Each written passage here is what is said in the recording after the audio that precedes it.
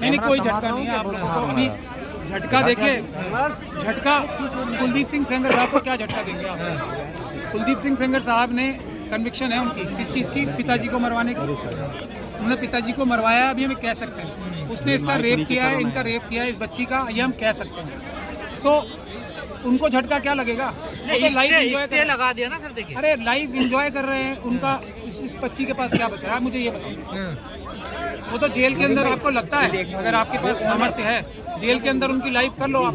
नहीं, स्टे का क्या मतलब है सर? स्टे का मतलब ये है कि एक जो ये पीड़िता जो एकदम मरने के कगार पे थी उसको थोड़ा सा ऑक्सीजन आर्टिफिशियल दे दिया गया, इससे ज्यादा मैं इसको कुछ नहीं मानता। सड़क पर निकलने से दबाव। तो आप क्या चाहते थे सर? नहीं, सड़क देखिए, सड़क पे तो हमसे ज्यादा वो पूरा एप्स्टीन गैंग है, ये उसकी तरफ पूरी सरकारें हैं, तो उसकी तरफ पूरा प्रेशर की वजह से हुआ। ना।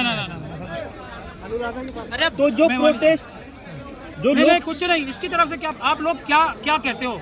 ये बच्ची छोटी सी, इसके साथ कौन है आप मुझे ये बताओ ना। हाँ, सच्चाई है, देश के एक जो जन है ना, जो ईमानदार व्यक्ति देश का है, जो भारत का नागरिक है, उसकी सहानुभूति है।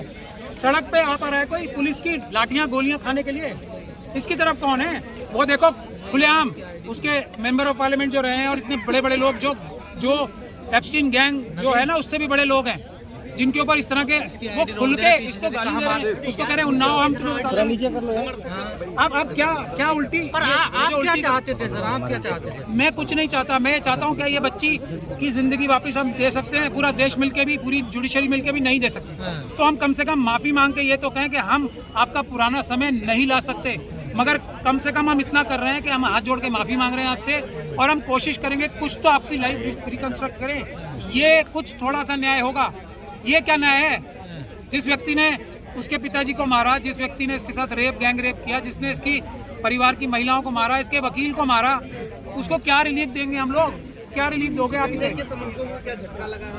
कोई झटका नहीं लगा ना, अभी वो सिर्फ महीना 2 महीने के लिए चुप बैठे हैं, क्या झटका लगेगा? फिर बेल मिल जाएगी 2 महीने के बाद। मैं आपको क्या कह रहा हूँ, फिर ये जो अभी लोगों की सहानुभूति है, जो घरों में बैठे लोग हैं उनकी सहानुभूति है, सोशल मीडिया पे तो कुछ लोग इसके सहानुभूति में आ रहे हैं, वहाँ तो पूरा गैंग है ना।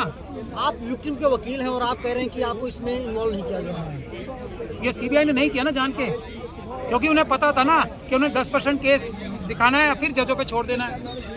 वो पूरी तरीके से बहस करते हैं ना, मुझे मौका देते अगर उनको नहीं पूरा केस पता है। मैं मानता हूँ कि बड़े बड़े वकीलों को पूरा केस स्टडी करने में हम लोग बिल्कुल नहीं निभा रही। मुझे दुख है ये कहने का, बिल्कुल नहीं, नुकसान नहीं हुआ। हाँ, नुकसान नहीं हुआ, थोड़ा सा सांस लेने का मौका मिला सर। नहीं सर, आगे राहत मिलेगी। आप तो अंदर थे तो क्या सही से बहस नहीं कर पा रहे थे? नहीं, बहस सही करने की बात ही नहीं है भाई। 100 पॉइंट्स है हमारे पास, अगर उसमें से 10 ही पॉइंट आर्ग्यू करोगे आप, अच्छे से करो या बुरे से करो, 90 पॉइंट उससे भी ज्यादा मजबूत थे ना, जिनके बारे में कोई बात ही नहीं हुई। तो सर सीबीआई जो है सरकारी एजेंसी होती है, तो क्या हम ये माने सरकार कहीं न कहीं बचाने की कोशिश? मैं कितनी बार इस बात को आपको तथ्यों के साथ बता चुका हूँ। आईओ जो सीबीआई के थे उनके बारे में तो जुडिशियल फाइंडिंग है ना, अभी तक तो हटी नहीं है। सीबीआई पूरी कोशिश कर रही है आईओ साहब के खिलाफ जो टिप्पणियां हुई हैं, जो पूरी सीबीआई के ऊपर एक तरीके से क्वेश्चन मार्क है, उसको हटवा लें। पर मीडिया ने तो सलाह दिया ना सर, जीत हो गई, पीड़िता की जीत हो गई मीडिया में चलने से। मीडिया अभी 4 दिन बाद खत्म हो जाएगी, फिर वही पूरा एप्स्टीन गैंग, कुलदीप सिंह सेंगर साहब वाला, और ये बच्ची अकेली और हम उसके वकील। बस आगे राहत मिल सकता है क्या कुलदीप सेंगर को? आगे राहत मिल सकता है क्या? जीत सही मायने में कब? जब तक हम अपना पर्सपेक्टिव ठीक नहीं करेंगे, भारत देश के लोग ये नहीं समझेंगे कि अगर हम गरीबी में भी रह रहे हैं तो बच्चियों को पढ़ाना और बच्चियों को खुशहाल बनाना, बच्चियों को एक सुरक्षा का माहौल देना हमारी जिम्मेदारी है, वरना बच्चियों को घरों से निकाल के दाना और जो दरिंदे हैं वो ले जाएंगे। ये हो रहा है, ये जजमेंट ने ये किया था। इतना रिलीफ भर मिला है कि हाँ, अब जो दरिंदे एकदम तैयार हो रहे थे सबके घरों में घुस के बच्चियों को छीनने की, वो कम से कम थोड़ी दिन के लिए रुकेंगे। तो पर ये रिलीफ है क्या सर? अगली तारीख आप ये बताओ ना, अभी बच्ची बाहर जाके आराम से घूम सकती है क्या कोई? ये रिलीफ है? तो ये सीबीआई की यहाँ पर जो वो हुई थी आज, उसकी वो हुई थी या आपकी तरफ से हुई थी? ये सीबीआई ने की ना सारी बहस। अगर हमें देते तो हमारे पास तो इससे बेटर पॉइंट्स है, जिसपे कोर्ट ने माना कि हाँ यही पॉइंट काफी है। अभी मेन पॉइंट्स तो बहस ही नहीं हुए हैं। सर कब हियरिंग है अब नेक्स्ट? अब देखिए 4 हफ्ते का टाइम दिया, अभी पहले तो हमारे सामने, फिर अभी जाके हमें फिर मेहनत करनी पड़ेगी। तो जवाब मांगा है, हम मांगा है, वो तो खैर मिलना ही चाहिए। हम ये नहीं कह रहे कि उसको मौका नहीं मिलना चाहिए। हम ये कह रहे हैं कि जो गैंग का मेंबर जिसे मैं कहता हूँ कुलदीप सिंह सेंगर साहब को, उसकी तरफ से आपने गिने थे ना कितने वकील थे, हम तो अकेले ही थे ना।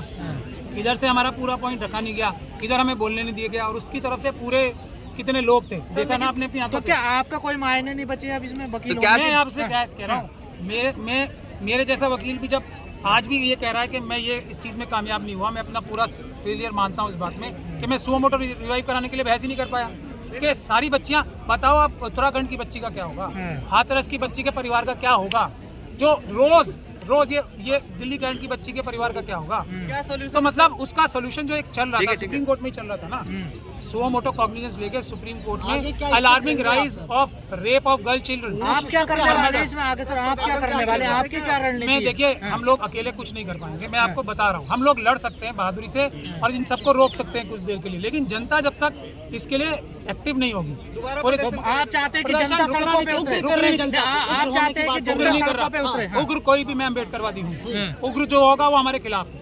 जो पीसफुल प्रोटेस्ट करेगा, लाठी गोली खाएगा चुपचाप हाथ जोड़ के, हाथ बांध के प्रोटेस्ट करो, बिल्कुल हाथ बांध के प्रोटेस्ट करो। मतलब आपको अदालत पे विश्वास नहीं रहा? मैं विश्वास की बात, जब सीबीआई में, अब देखिए आपको ये मैं बताता हूँ, संवैधानिक रूप से सॉलिसिटर जनरल साहब जो होते हैं ना, वो देश के 2 नंबर के सबसे बड़े लीगल अधिकारी होते हैं। वो जब पेश होते हैं ना, तो बाकी सबको पहले नहीं सुना जा सकता, सबसे पहले उन्हें सुना जाएगा।